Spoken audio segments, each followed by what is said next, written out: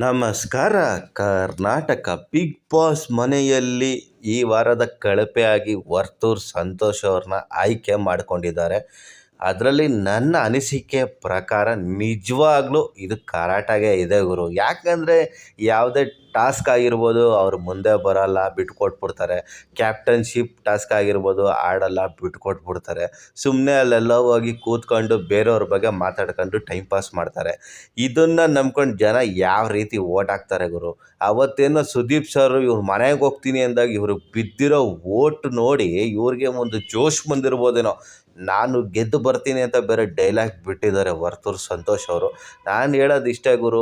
ಮತ್ತು ತನಿಷಾ ಅವರು ತುಂಬ ಚೆನ್ನಾಗಿದ್ದರು. ಅವ್ರ ಬಗ್ಗೆನೂ ಕೆಟ್ಟದಾಗಿ ಮಾತಾಡ್ಕೊಂಡು ಓಡಾಡ್ತಿದ್ದಾನೆ ಈ ವರ್ತೂರ್ ಸಂತೋಷು. ಮತ್ತು ಇವ್ರು ಏನು ಅಲ್ಲೇನು ಮಾಡ್ತಾನೆ ಇಲ್ಲ ಗುರು. ಸುಮ್ಮನೆ ಮೂಲೆಯಲ್ಲಿ ಕೂತ್ಕೊಂಡು ಇನ್ನೊಬ್ರ ಬಗ್ಗೆ ಮಾತಾಡೋದ್ರಿಂದ ಏನೂ ಆಗಲ್ಲ ಇಲ್ಲಿ. ಮತ್ತು ಸ್ನೇಹಿತರ ಇವರಿಗೆ ಕಳಪೆ ಕೊಟ್ಟಿರೋದು ನಿಮ್ಮ ಪ್ರಕಾರ ಸರಿನಾ ತಪ್ಪಾ ಕಮೆಂಟ್ ಬಾಕ್ಸಲ್ಲಿ ತಿಳಿಸಿ. ಹಾಗೆ ನನ್ನ ಚಾನಲ್ನ ಸಬ್ಸ್ಕ್ರೈಬು ಒತ್ತರಪ್ಪ. ನಮಸ್ಕಾರ.